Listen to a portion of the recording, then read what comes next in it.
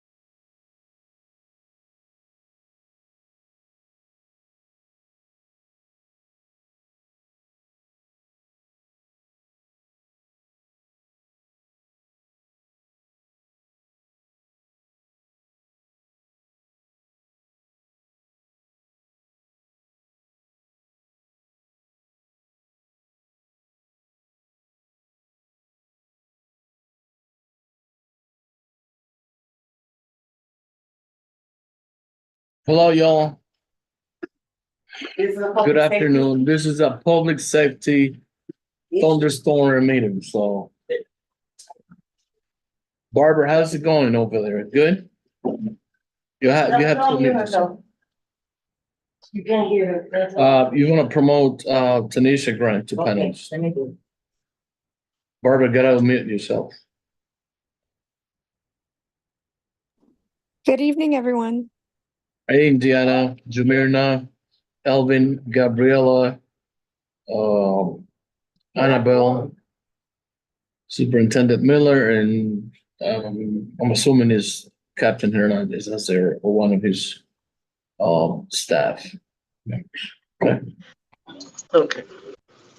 Right. So, anyone from the 34th? Oh, Yes, I'm still Tanisha to accept the panelist invitation. Tanisha, can you please accept the panelist invite? Yeah, she got it. She got it. No, she declined it. Well, I'm gonna allow her to talk. Maybe she don't want to. Yeah, she got it. She's on. Yeah, no. She's on. Where's everybody going to be for the eclipse? I'll be in Vermont. She just answered it.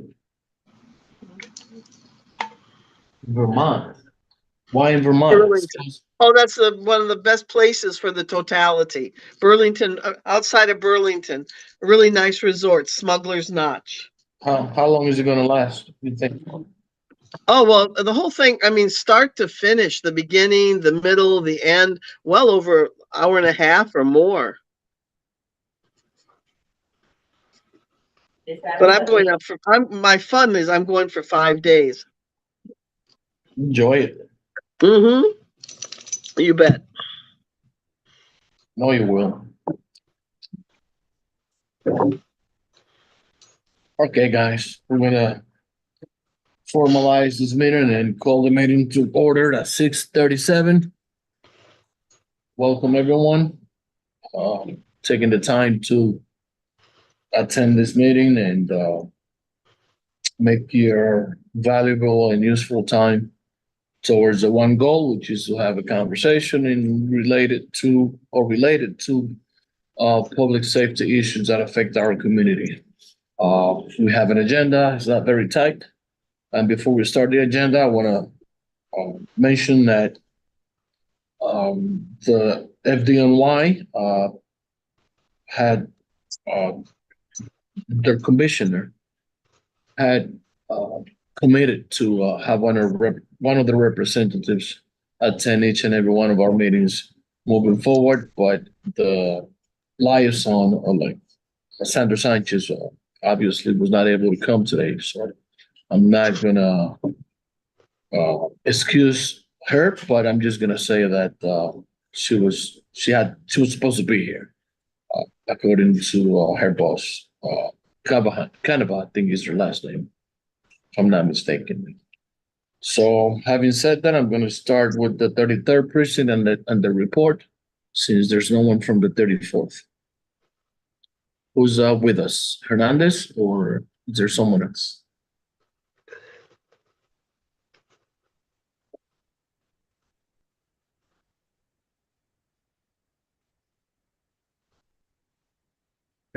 Give him a call.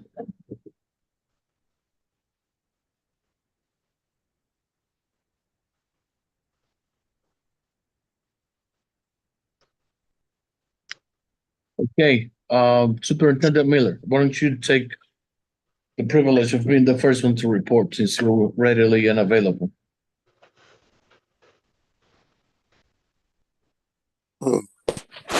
Good evening, everyone. Good evening. Good evening. Yeah, the weather is special today, but thank you for the opportunity to address the council, the board, and the community. We are getting ready for our reaccreditation, which is every 3-year required event. They in the standards of the American Correctional Association. So it encompasses, a full walkthrough and a review of all of our paperwork and proof that we're adhering to procedures and things to run a safe and effective facility. So that's where our energies have been. I did send out the public private citizen tour Tuesday, June 4th of this year. So the RSVPs need to be back in May, I think May 24th. So like I said, anybody that hasn't had an opportunity to tour can sign up for that. That'll be 11 a.m. Tuesday, June 4th. We've had the residents are doing well. Our work release participants are doing well. We do have a closing boutique that services both the male and female population. We've gotten a lot of generous donations. We're doing well there. We've gotten book donations. We're doing well there. So everything is really going well. And there haven't been any, fortunately, since last month, I don't remember any activities that have happened that we were concerned about as far as in the community. So that's my report at this time. Floor is open to questions.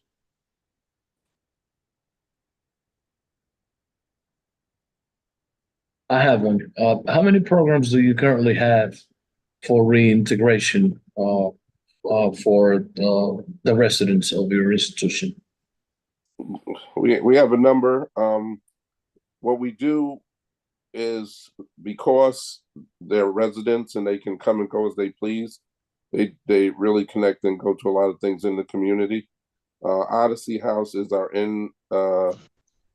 in-service provider, but we also are in connection with Reform Alliance, and We actually just connected with an organization that some people may be familiar with, Growing Peace.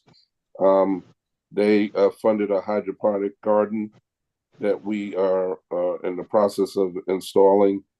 They've already put the towers in, but the next step is to start with the seedlings.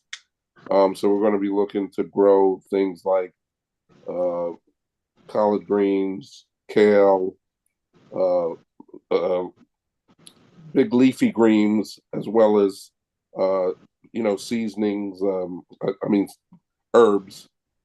So that's a very exciting prospect. And when it really gets to the level that we expect it to be at, we're actually going to want to make it available to the community to give away fresh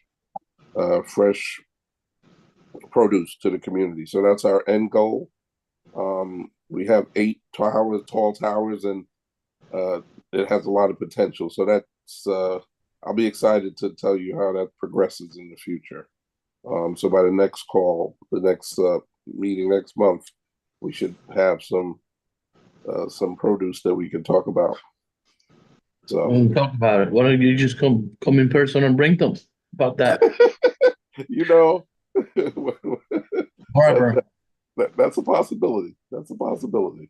Let's make it real, Barbara. Go on. Okay, I have a sort of some open-ended questions, so you can talk a little more.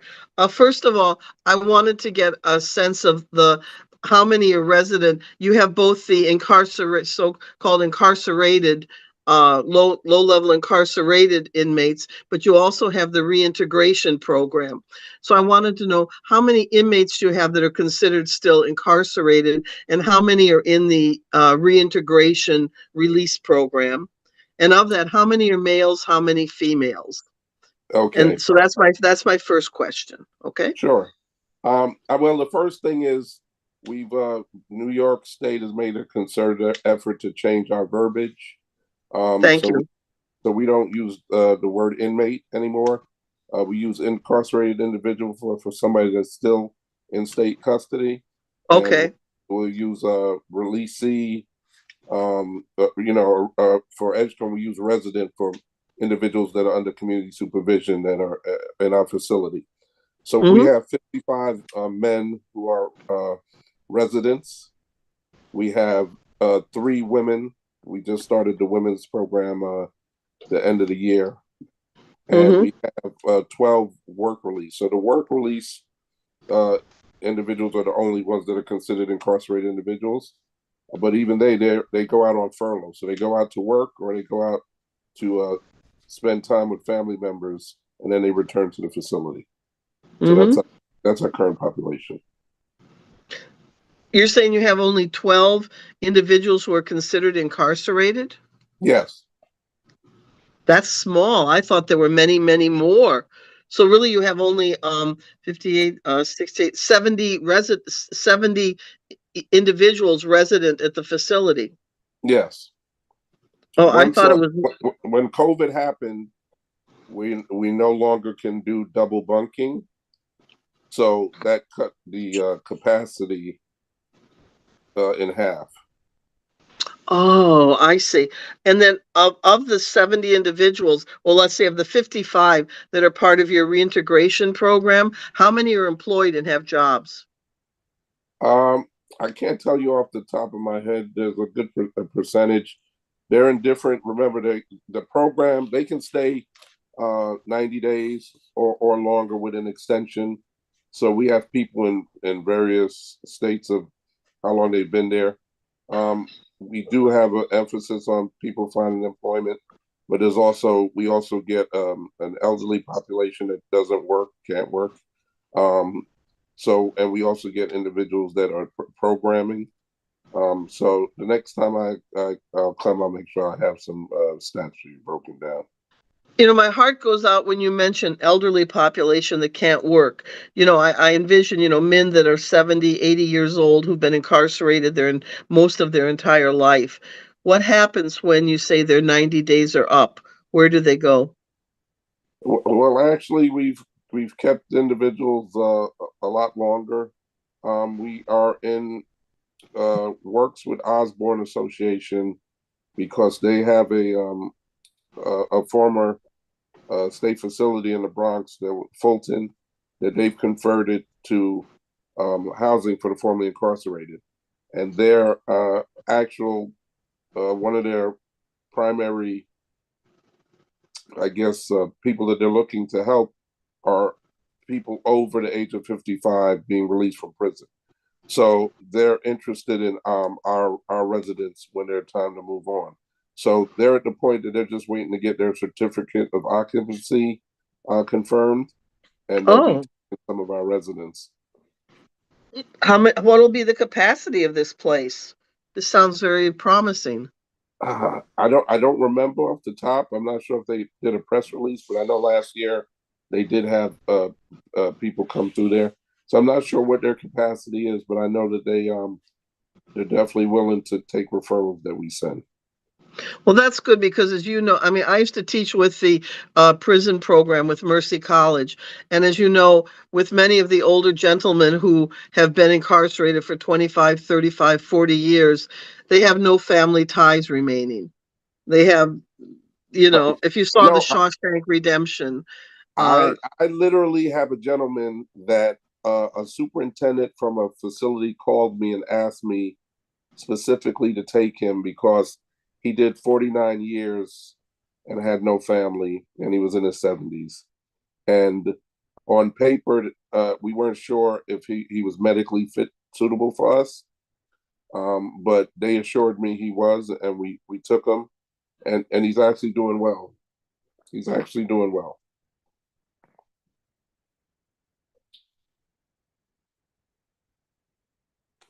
I think you're on mute, Barbara. Does anyone else have any questions? I said, hopefully forming some community ties and social relationships. Hopefully, so he actually he did work with one of our groups. Stop. One of our groups that allowed him to speak to some youth. So he was able to give get involved in the community in that way, which was he seemed to enjoy that opportunity. So I'm glad we were able to foster that. Great work. Love it. Captain Hernandez, someone else. So Indiana. I'm sorry, please. Indiana. That's okay. I was just wondering if you had a sense of the folks, the residents in your facility, that their primary language is something other than English, and if there's programming in languages other than English. We have a low percentage of anybody that is not their primary language, but we do work with programs that can handle multilingual. But right now, there's not a high percentage. Okay, great. And would that include like workforce development initiatives? Yes, we have Restaurant Ready is actually looking to that's a organization that wants to prepare people to for the hospitality industry. So they're going to a 4 to 6 week program with us. And then we had the Carpenters Union come in, and they were looking to work with individuals so that they could become members of the union. That's great. Thank you very much. You're welcome. And I did have one more question, if the chair will allow me. Sure, this is a conversation. Go Great. on.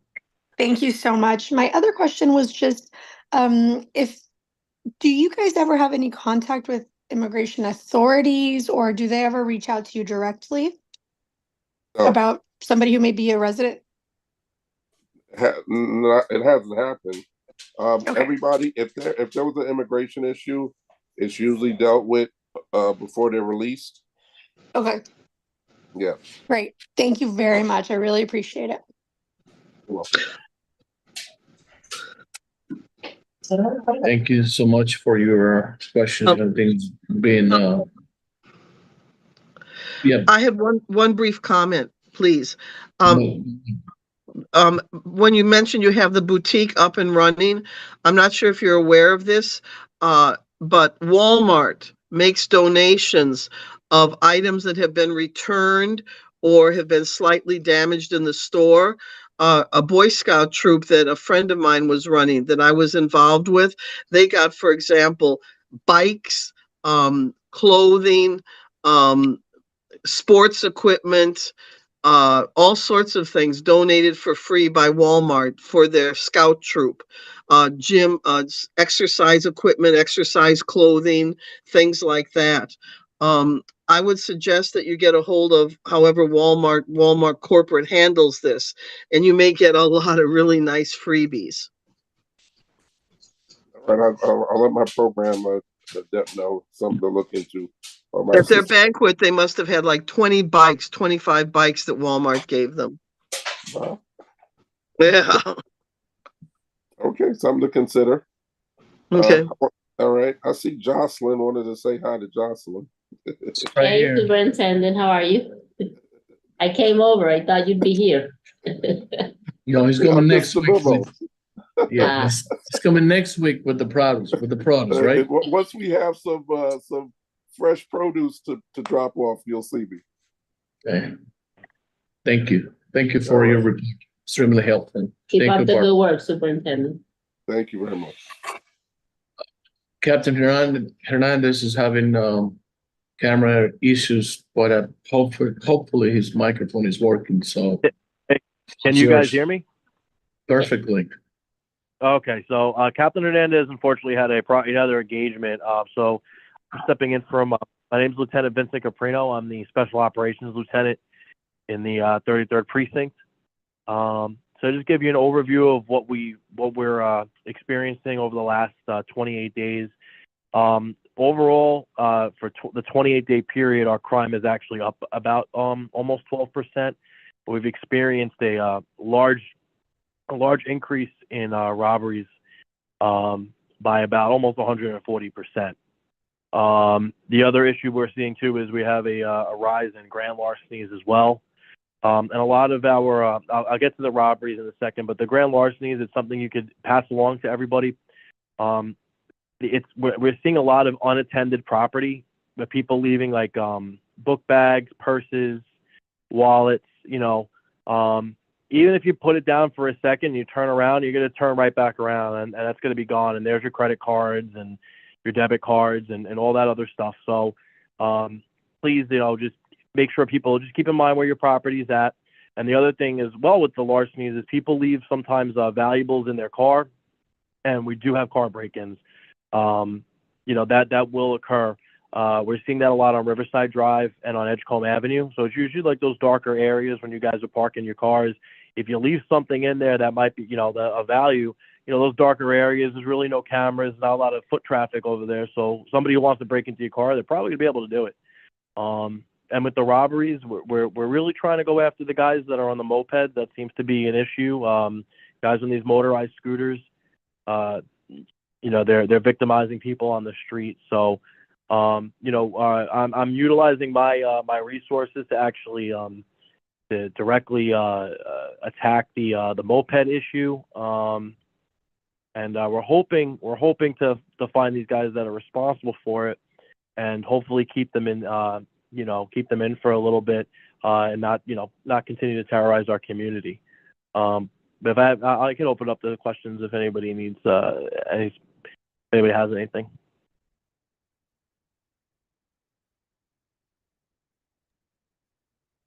Anna, it's an issue. Sorry, did you? Oh, okay. Both. Okay, Indiana, sorry. Thank you. I was just wondering if you could elaborate a little bit on the trends for the property theft that you mentioned. Is it like happening at stores like a bodega? Is it at the Target? Is it at restaurants? Any trends like that? Yeah, nothing like we're specific where you're like, okay, it's definitely this one spot. Someone's kind of like targeting the area. It's just some people, unfortunately, we all do it. But we've seen it also actually at like the parks as well. When Okay. people go jogging, people use, sometimes you get a little too comfortable, and we leave our stuff, and I've done it to play basketball, and I leave my my book bag and it's unattended, I'm not keeping an eye on it the whole time. Gotcha. So, it's something that just something to look out for. That's one of the things that we're seeing with the with some of the grand larcenies. And then the other thing too with the car break-ins, we do, it's more of an overnight thing. You're not really going to see it really during the day, but if you guys are parking your cars in like Riverside Drive and Edgecombe, like we do have units that will go up and down those blocks, but the off chance that maybe they're not there at that moment, I would just try to leave anything that looks like a value. Just don't have it like out in the open. This way, if someone looks into the car, they don't see, oh, that's a MacBook, because you laugh, but people do it. People sometimes leave their MacBook in the car thinking, oh, I have work in a couple hours. What's the difference? But that's like that's like kind of, it's almost like an invitation for one of these guys to go and like try to break your window and then take your MacBook. So it's just little things like that just to be aware of. Gotcha. Yeah, Thank you very much. Yeah, there's a great MTA campaign that says don't fall asleep on the train because they're gonna steal whatever is exposed. So I guess the same sort of like technique would happen when you have your car and you leave stuff that is visible for people to walk passersby that might be maybe too attractive to folks. Hey, Tanisha, I don't want to take your turn. I love listening to you. Hey, thank you, Chair. I always love coming to, Public Safety Committee meetings I never miss. So, we're on the same page. So, hi, everyone. Hi, community board members. Hey, community members. Tanisha here. First, I have a comment. I think that we really need to address the root issue of the problem of why stealing and robberies and all of these things have gone up by flooding our community with resources. If people have what they need, they're less likely to steal. But my concern is that I was doing some community work in the neighborhood, and I noticed a few illegal smoke shops. And we know that people are trying to do everything that they can, blah, blah, blah. But we don't agree with illegal smoke shops being put near daycare centers. We don't agree with smoke shops that might not be selling, real marijuana and putting our community members in danger. So I just want to say to the 33rd precinct, it has been made aware to me that there is an illegal smoke shop on 166 in Amsterdam, like right across the street from y'all. So I hope that, we can talk about, maybe helping these people get their license and be legal and make sure that it's not hurting the community, because they're popping up everywhere. And I think it's a real concern. Understand that I believe in marijuana being legal, but I also believe in protecting our community and seeing that it's done the right way. So if you have any thoughts on that, or if you guys can look into that, that would be great. Thank you, Chair. So we do monitor the smoke shops that we actually kind of catalog what we have in the precinct, and we are trying to make sure that they're operating legitimately. We keep in mind with Office of I think it's Office of Cannabis Management, they call it now, as well as New York State Tax, to make sure that these operations are running legally. Like I said, we'll keep an eye at 166 in Amsterdam. I wrote it down. I might actually be something that we've been looking at. But yeah, we are aware of the smoke shops, and we're also aware, unfortunately, sometimes with some of the smoke shops. And before this, I don't know if anybody has met me before, but I was recently promoted to lieutenant only a couple months ago. I was in the Bronx for most of my career, and in the Bronx, unfortunately, with a lot of the smoke shops came a lot of like violent crime that was happening. These smoke shop owners were being victimized. So we're just trying to keep, we do keep an eye on them, and we're just trying to make sure that they're operating legitimately. And like I said, I just wrote down that area, so I'll have like my units go out just to check it out and see what's going on with it. Yeah, it just opened up a week. Sorry, go ahead. Chair, I just want everybody to, I just want to be responsible. And I feel like as a community board member, it's my duty to bring these things up. So thank you so much. Oh, no problem at all. Is that the one that just opened up like 2 weeks ago, right there? Does that Like mean the right loop? there, like on Amsterdam. It's like right there on 166th Street, like chair, like Yeah. directly across from the police department. I just thought that was kind of weird. Yes, right next to the parking lot, right there in the corner. Absolutely. It is something. Last month I asked both the precincts if they could share that here in regards to their tactics and like strategies, protocols, procedures that they're doing and they're taking to address illegal smoke shops. So now that Tanisha shared a question similar to that, I think is like ideal There is. opportunity for them to speak about that.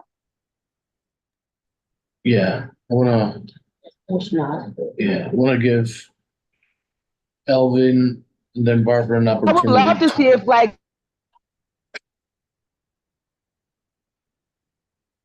Hello, good afternoon. I just have a quick question. I know you gave some really good advice about the grand larceny, but regarding the robberies on moped, are these armed robberies, and any tips for residents in the community to have avoid? the staff and all of that. So yeah, like if we could help people become legal, if they already have all the things, I think that would be a good thing. But if you're just doing it and it's a community concern, then we got to deal with that. So unfortunately, some of these are armed robberies. We had a couple where a firearm was displayed. So it might. They're obviously targeting people who are usually walking by themselves or in like poorly lit areas as well. So if we're traveling out there, usually at certain hours of the night, I would try to travel with just more than just not be solo. Have somebody else with you. That's one, and two, like awareness as well. There's many times where I drive around and I look at people, just people watch, like people on the street, and so many people have their AirPods in, they have headphones in, and you kind of lose some of your awareness at that point.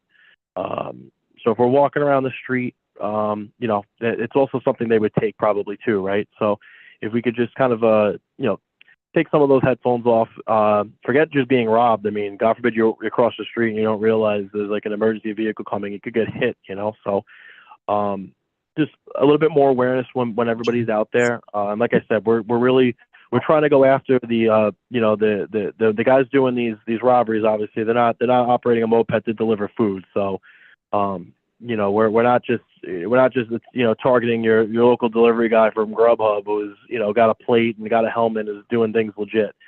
But we're out there, and we're hoping that we can catch these guys that are unfortunately victimizing the community. Anyone else? Barbara?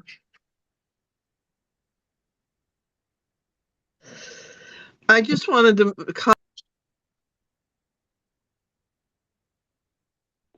You're on mute. keep getting remuted. Okay, correct me if I'm wrong or if your perception is different. Every time I drive around the neighborhood, which is frequent, every block I see either expired paper plates or obscured license plates with plastic over them and so forth that can't be read. And certainly, especially if congestion pricing goes through because of failed lawsuits, that's going to increase. I feel that somehow, while the 33rd and the 34th ostensibly are committed to dealing with this, it's not really happening. And that you need some other major strategy or enforcement or, reconceptualize how you're going to effectively crack down on this and other strategy, because I just see it all the time, all over the place, the expired paper plates and the obscured license plates. So comment, please.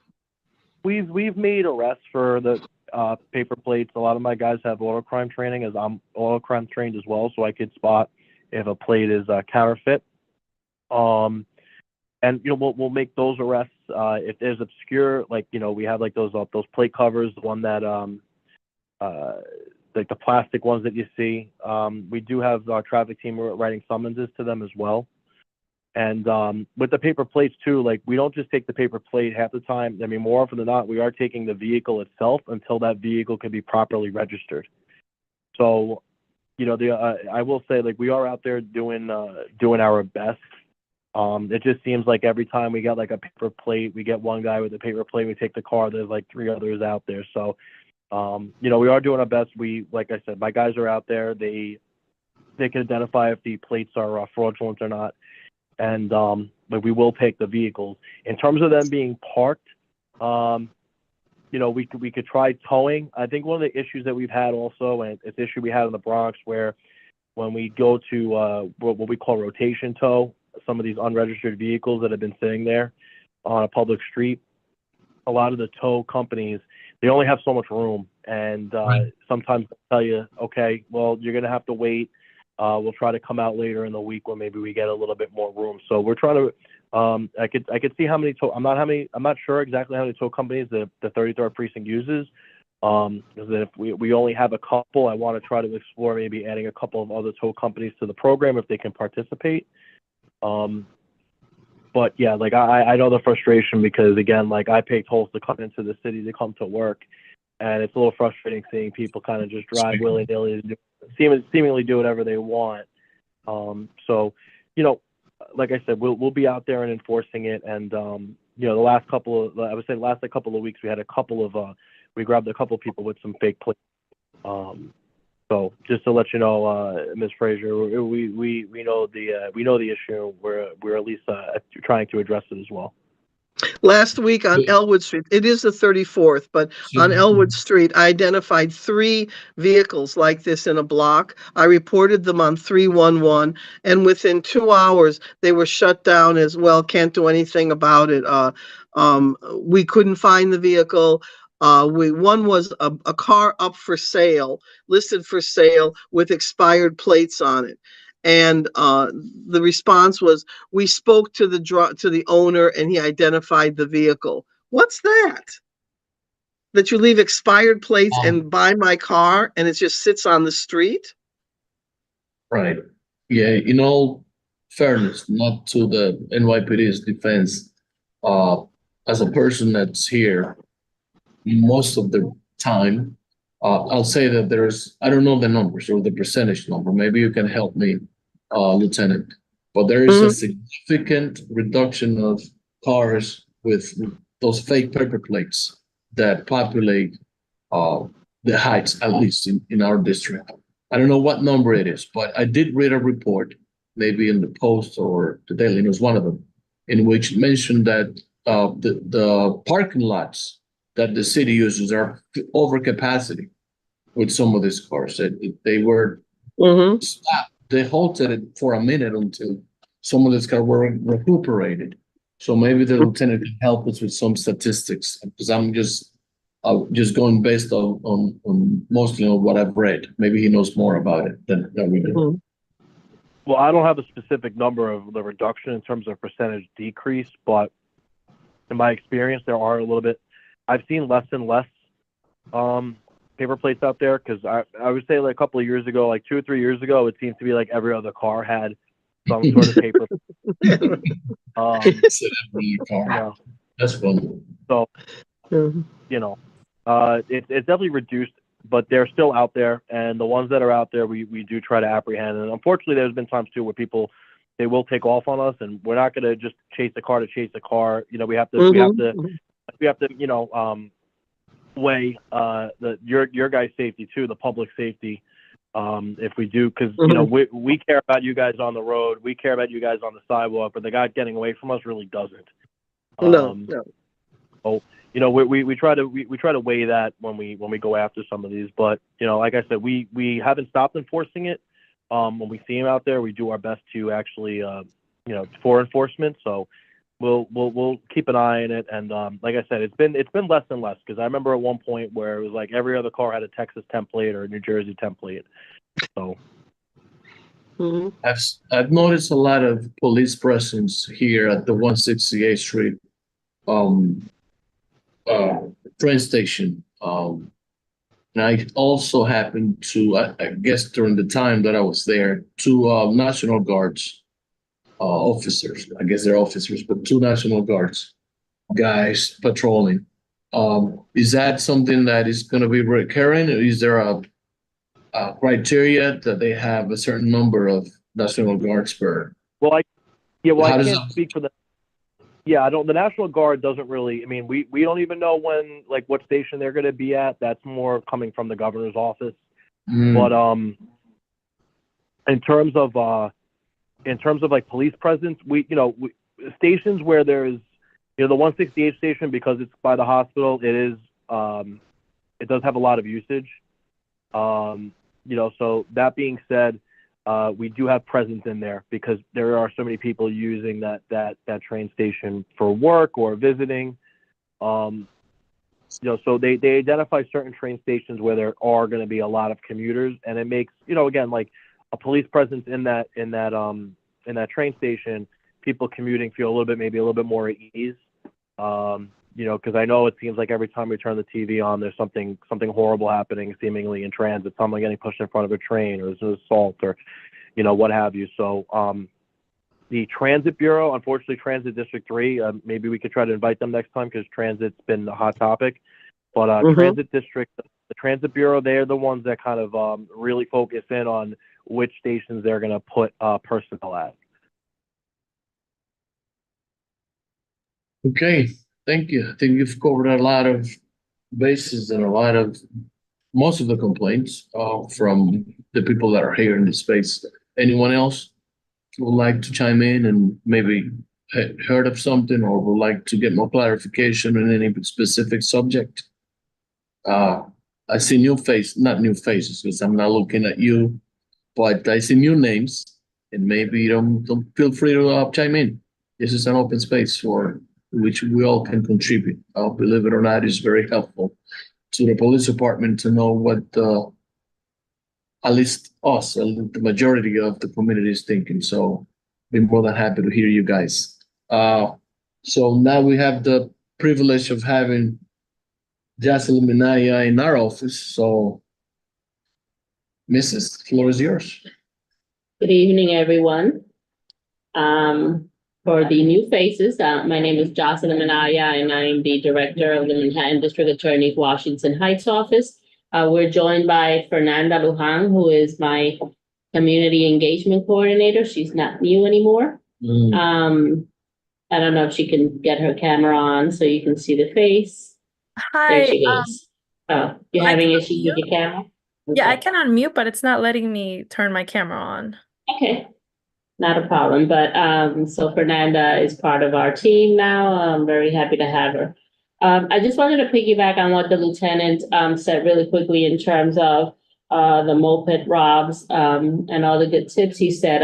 If I can add another good tip, it would probably be that we need to be paying attention to where we're going instead of looking down at our phones. And I'm one that's guilty of doing the same thing as well. So it's not just the ear pods, which are definitely also dangerous in terms of not knowing your surroundings and not being able to hear emergency vehicles or vehicles in general, but also just walking with your phone out, even if it's just because you're looking for directions, looking to see if you're walking in the same way, in the right way. I encourage people to just look where you're going, make sure you're in the right way, and then keep walking that way and not be have your phone out while you're walking in the street. It's just the nature of where we're living. And while the lieutenant did say that a lot of the robs or some of the robs are with weapons, some of them, they just pass by you on the moped and snatch whatever you have in your hands right off of your hands or your bags or anything. So just we should be aware of our surroundings at all times, unfortunately. In terms of our office, I just have a couple of things to announce. So we are in April, as you all know, and April is Sexual Assault Awareness Month. And as such, the DA's office, partners with community to make sure that we raise awareness on this very critical topic, but also make sure that we, stand together in terms of making sure that, community knows that none of us will stand for sexual violence in our community. And, if anyone feels like they have been the target of sexual violence, because it's not just physical, there's also, unwanted sexual violence in terms of harassment and sexual abuse as well as assault. Please encourage people to come forward, raise their voice. We work very closely with our counterparts in NYPD and Special Victims Bureau, and just in general, our NYPD partners to address any and all complaints in terms of sexual assault or sexual violence. And, to throw out a couple of numbers at you, over 50% of women and 29% of men have reported experienced sexual violence. And this is a 2023 stat. So that's the most recent stat. And 40% of all transgender people have experienced sexual assault at least once in their lifetime. It has been reported. So the other thing that we also do to raise awareness in April is April 24th. We come together to unite for what we call Denim Day. And I know you've heard me speak about Denim Day before. And Denim Day is a movement that rose out of a case that occurred in Italy, where a young lady was raped by her teacher, a driving instructor. And she, threatened her, don't tell anyone. Thankfully, she was brave enough to go home and tell her parents. They took her to the hospital. They called the police. This person was arrested and prosecuted and convicted. The judge presiding at the time overturned his conviction because he said that the young lady was wearing tight jeans or tight denim, and she must have helped him take them off of her, thereby implying consent. So he actually overturned the verdict, and this man was released. As you can imagine, the next day, all the women of parliament in Italy were outraged at this decision, and they showed up to work in jeans. So the movement grew out of that case. And, thankfully, we're nowhere near the ignorance that occurred at that time, blaming a victim because of what she was wearing. But since that time, they have a dedicated day in April called Denim Day. So we're exploring ways on how to honor that day. And of course, one of the ways is wearing denim.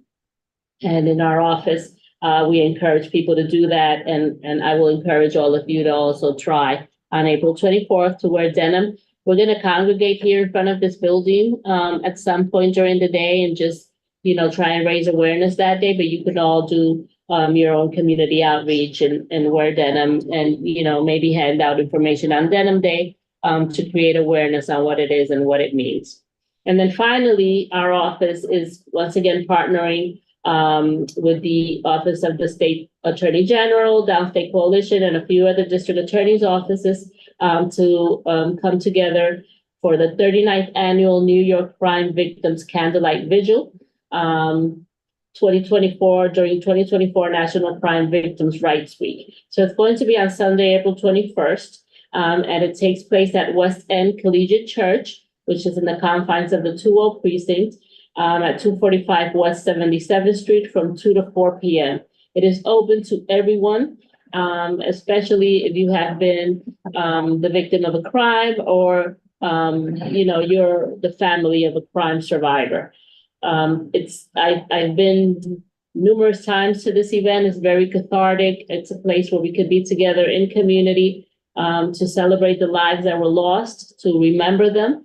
And also acknowledge the bravery of our crime victim survivors. So I will share with the community board, so the community board can help us share widely. And I encourage you, all if you can, to please join us for the candlelight vigil.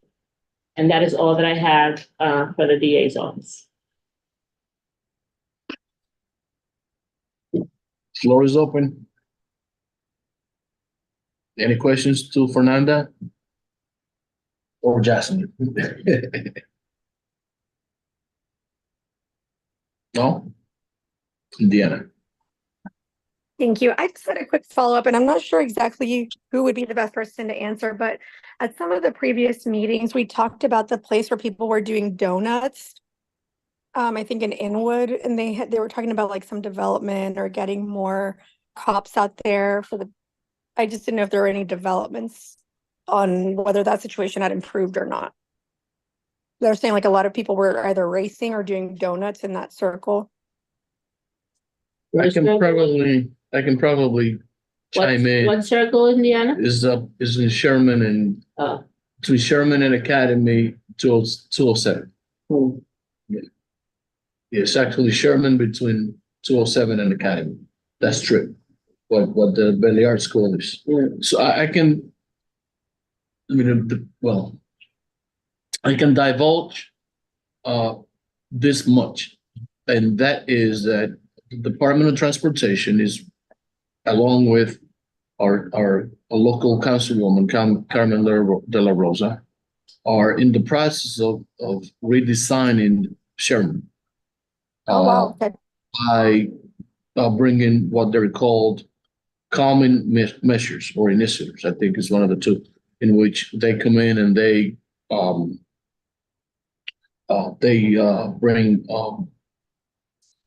four-way stops, daylighting, police bumps, and the change in the street light, in the traffic light sequences, so that it changes in a way in which it doesn't run consecutively, right? And you cannot speed. So there are a lot of work that's been put into that specific strip, considering, and I think most of us remember the tragic fatality of the two young men that lost their lives right there in the corner in 207 and Sherman. That's one of them was my barber, as a matter of fact, David. So yeah, within the next couple of months, you'll see an entirely redesigned Sherman Ave. Thank you so much for that update. Really appreciate it. Yeah, because a lot of what happens is a combination of transportation issues and safety issues. So, a lot of this sometimes is agencies, unless you have individuals that are diligent enough to kind of like pursue some of the issues, they usually fall into no man's land. But this is one of them that both families of the two young guys that passed away were very, very adamant about that specific street, so it doesn't reoccur again. So yeah, I'm happy that at least these agencies came through. Yeah, great. Thank you so much. Always. Barbara, you have a comment? Yeah, about Sherman Avenue, 207th Street. I know the two men who were killed, it was just south of 207th Street. In terms of this redesign, reconsideration, I really think, and again, this would probably go to traffic and transportation, but it's also public safety. As you said, it's this borderland, that these new buildings, these three major new buildings that have gone up, are greatly going to impact what happens at that by 207th, Nagel and Sherman, not only the number one train, but the pedestrian traffic and the Bronx 12 bus.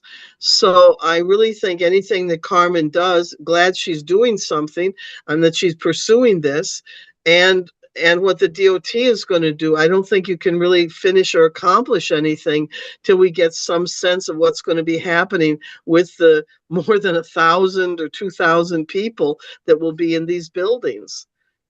By the way, I drove down Nagel to 207th the other day, and there was no traffic light working.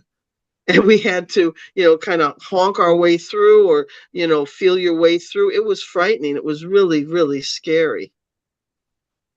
Just saying. So what do you think?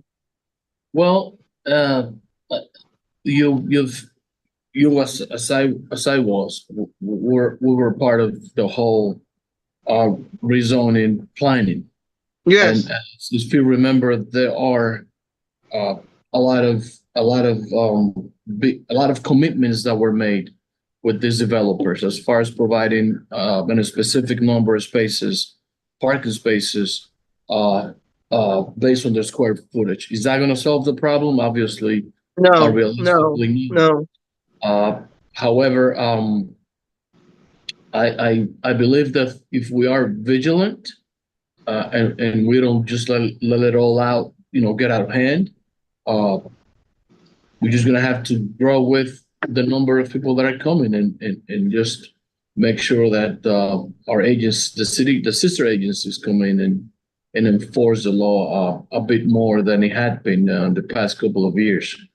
I think that at some point in time we're gonna probably, Barbara, need a traffic agent there, like we have at 179th Street and Broadway. Once going towards New Jersey, at some point in time. I don't think the Maybe sidewalks are wide enough to accommodate the number of pedestrians that will suddenly exist there. I don't think so. Especially with people waiting for the Bronx 12 bus and the fact that visibility is greatly obscured by the overhead number 1 train.